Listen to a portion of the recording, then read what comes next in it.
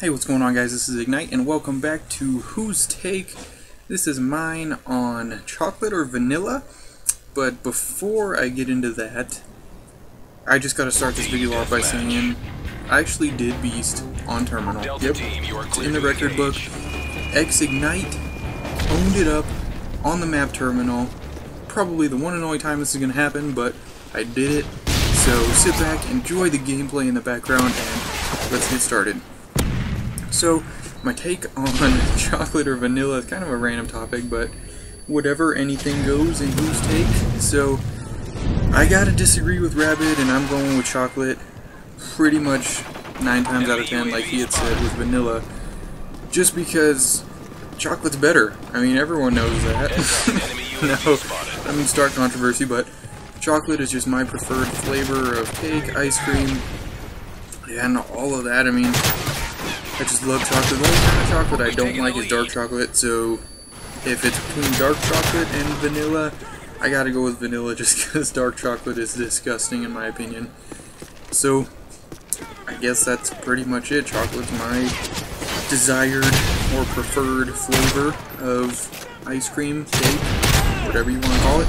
So, let's get into my question for Rabbit, and that is, what is your thoughts on Deathstreaks?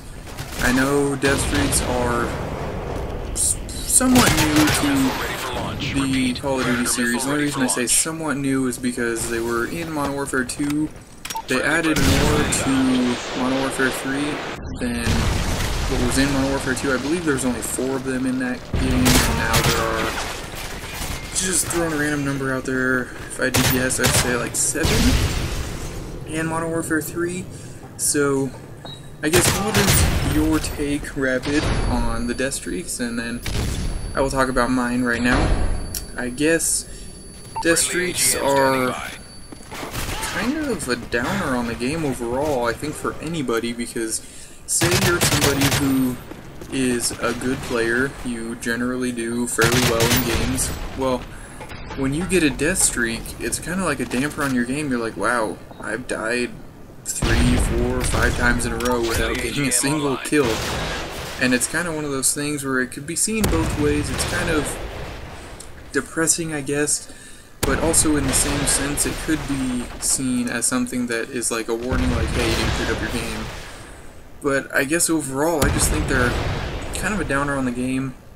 And also, say you're somebody who's good at the game, and you run into somebody on the enemy team who has died multiple times in a row without any kills, and say they're using Dead Man's Hand.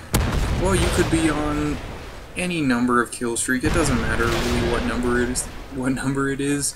If you get killed by Dead Man's Hand, it's still lame, even if it's your second kill or even your first kill coming back and you're not on a kill streak. It's a lame way to die. It's like, I shot you and you should have died, but you still get a kill on me because you've been sucking. It's almost, Dead Man's Hand is almost, and I say almost, a guaranteed kill, because if somebody shoots you long range, then it's not. But if somebody comes up, shoots you in the back with a shotgun, and you fall into Dead Man's Hand, and then get killed by it, the guy who, sorry, let me rephrase that. Say, you're running up, you shoot somebody in the back with a shotgun. They technically should be dead, you just fired buckshot straight into their back.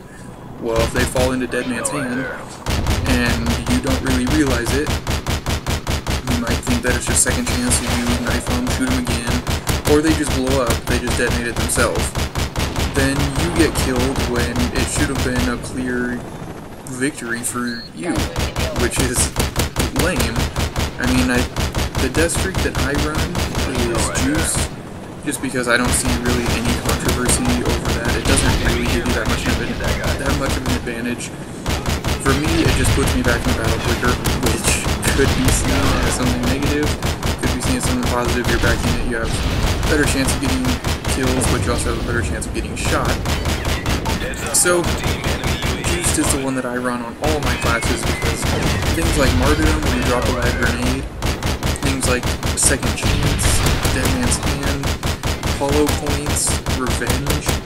All of those kind of give you a much better chance at getting a random free kill that takes no skill at all.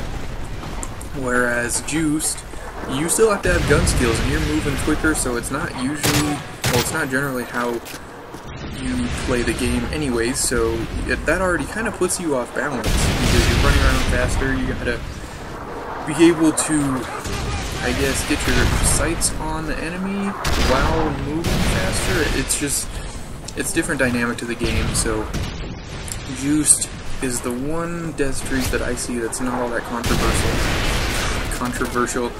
So that's kind of my take on death streaks. Is I wouldn't put them in the game. I don't see a whole lot of point for them. If you're sucking, you're sucking. You should know whether or not you get a death streak. And if you're sucking, you don't. I don't say, like, in my opinion, I don't think that you deserve any sort of advantage. Switch guns. Try something new.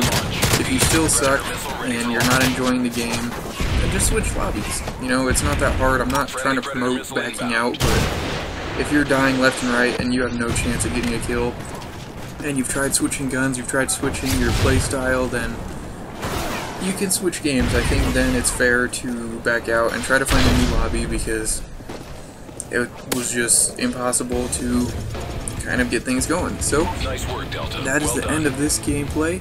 I was hoping that knife would be the final kill, but unfortunately it wasn't. Actually, the two kills actually came extremely close together, which kind of sucks that he got the kill and I didn't, but whatever. The final score is 30-1, so again, I did beast on Terminal. Peace out.